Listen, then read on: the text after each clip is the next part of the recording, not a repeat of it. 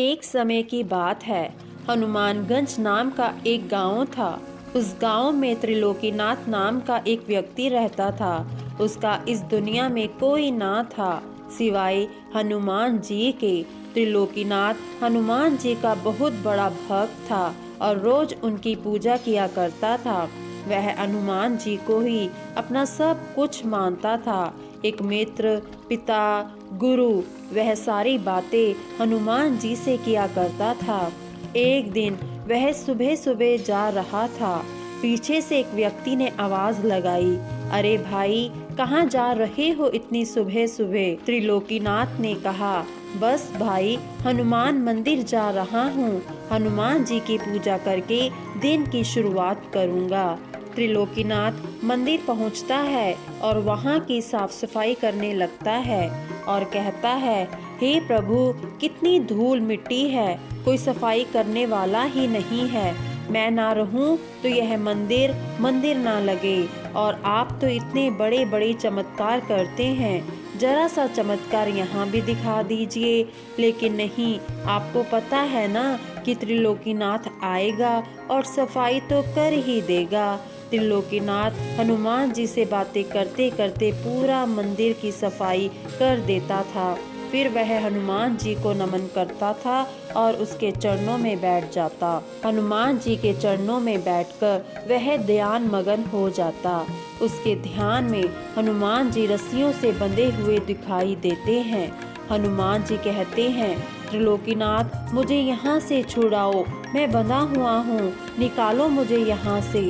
त्रिलोकीनाथ चौंक कर सोचता है, यह क्या हो रहा है? हनुमान जी मुझसे मदद मांग रहे हैं, मैं भी ना कुछ भी सोच लेता हूँ।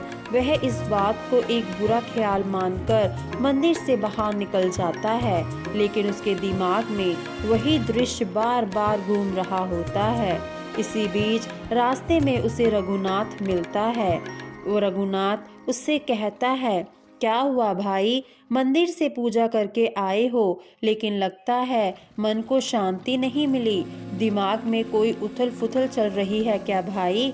त्रिलोकीनाथ गहरी सांस लेकर कहता है, हाँ भाई, क्या बताऊं, आज जब मैं बजरंगबली का ध्यान कर रहा था तो मैंने एक दृश्य देखा कि हनुमान जी रस्सी से बंधे हुए हैं और मुझसे मदद की गुहार कर रहे हैं। रघुनाथ हंसते हुए कहता है, भाई, हनुमान जी को तुम्हारी मदद की कब से जरूरत पड़ गई और उन्हें बांध भी कौन सकता है भला? जरूर यह ख्याल तुम्हारे मन में ऐसे ही आया होगा। त्रिलोकीनाथ सोच में पड़ जाता है और कहता है, बात तो तुम सही कह रहे हो। यह कहकर वह वहां से अपने घर की ओर चल देता है। फिर संध्या का टाइम हो जाता है। दिन भर की सारी दिनचर्या समाप्त होने के बाद त्रिलोकीनाथ भोजन करके सो जाता है। रात को उसे फिर से वही स्वप्न आता है। स्वप्न में हनुमान जी कहते हैं, त्रिलोकीनाथ, मुझे छुड़ाओ यहाँ से, मैं बंधा हुआ हूँ, मुझे निकालो यहाँ से। त्रिलोकीनाथ घबराकर पूछता है, प्रभु, आप कहाँ पे हो? हनुमान जी कहते हैं, मैं मंदिर के पीछे आम के पेड़ में फंसा हुआ हूँ, मुझे वहाँ से निकालकर मंदिर में स्थापित करो। त्रिलोकीनाथ चौंक कर उठ बैठता है और सोचता है, यह कैसा स्वप्न है? लगता है हनुमान जी स्वप्न के माध्यम से मुझे कुछ कहना चाहते हैं। यह बात मुझे कल गांव के मुखिया के सामने रखनी होगी। अगले दिन त्रिलोकीनाथ ऐसा ही करता है। पूरे गांव में पंचायत बुलाई जाती है। सभी गांव वाले वहां इकट्ठा होते हैं। मुखिया जी पूछते हैं, क्या हुआ त्रिलोकीनाथ, आज पंचायत क्यों बुलाई गई है? त्रिलोकीनाथ गंभीर स्वर में कहता है, मुखिया जी, बात थोड़ी गंभीर है। कल रात से मुझे बार बार स्वप्न आ रहा है कि हनुमान जी मंदिर के पीछे आम के पेड़ में फंसे हुए हैं। उन्होंने मुझसे कहा कि उन्हें वहां से आजाद करके मंदिर में स्थापित किया जाए। इसलिए आप सबसे निवेदन कर रहा हूँ कि उस वृक्ष को काटकर हनुमान जी को बाहर निकाला जाए और मंदिर में उनकी स्थापना की जाए। मुखिया जी हंसते हुए कहते हैं, क्या पागल हो गए हो त्रिलोकीनाथ? माना कि तुम हनुमान जी के बहुत ही बड़े भक्त हो, लेकिन इसका मतलब यह नहीं कि तुम कुछ भी कहोगे और हम मान लेंगे। बेकार की बातों के लिए तुमने पंचायत का समय बर्बाद किया है। गांव वाले भी त्रिलोकीनाथ की बात पर सहमति नहीं जताते हैं और वहां से जाने लगते हैं। फिर त्रिलोकीनाथ कहता है, पर मुखिया जी, मैं सच कह रहा हूँ, एक बार उस पेड़ को काट कर देख लीजिए। मुखिया जी गुस्से में कहते हैं, त्रिलोकीनाथ, क्यों जिद कर रहे हो? यह सब बेकार का भ्रम है। जाओ, घर जाओ, यहाँ से चले जाओ। आज की सभा यही समाप्त की जाती है। मुखिया जी त्रिलोकीनाथ को भगा देते हैं और कड़े शब्दों में पेड़ काटने के लिए मना कर देते हैं। त्रिलोकीनाथ उदास मन से घर की ओर जाने लगता है। तभी रघुनाथ उसका कंधा थपथपाते हुए कहते हैं, त्रिलोकीनाथ, परेशान मत हो, यह सब तुम्हारे मन का वहम होगा, ज्यादा ध्यान मत दो। वैसे भी वह आम का वृक्ष मुखिया जी का है और तुम्हें पता है उस अकेले वृक्ष से कितने फल आते हैं। वह तुम्हारी बात पर वृक्ष नहीं काटने वाले। ज्यादा सोचो मत, आओ आराम करो, सब ठीक हो जाएगा। यह कहकर रघुनाथ वहां से चला जाता है, लेकिन इस बात से त्रिलोकीनाथ को संतुष्टि नहीं मिलती। उसका मन अभी भी व्याकुल था।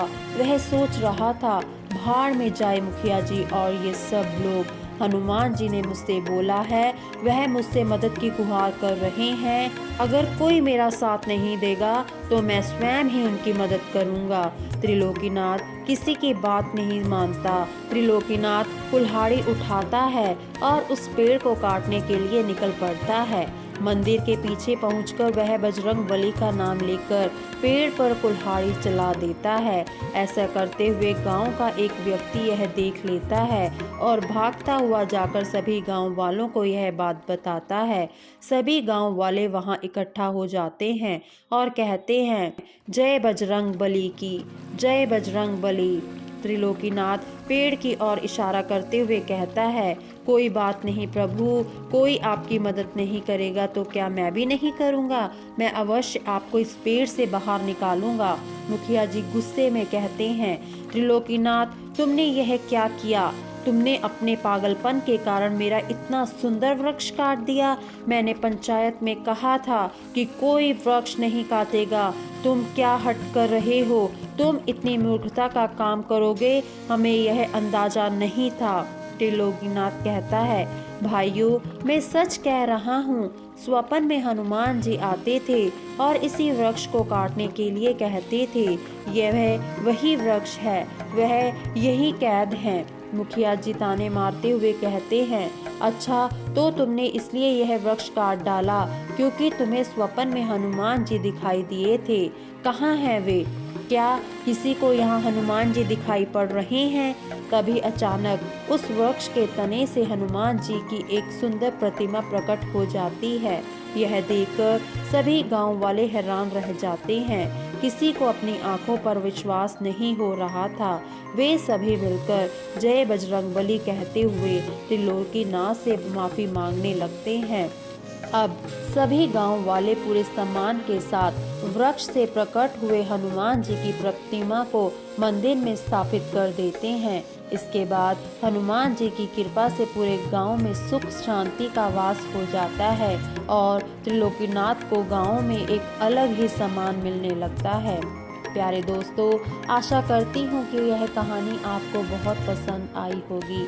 अगर आपको यह कहानी पसंद आई तो कृपया करके वीडियो को लाइक करें और चैनल को सब्सक्राइब करना ना भूलें।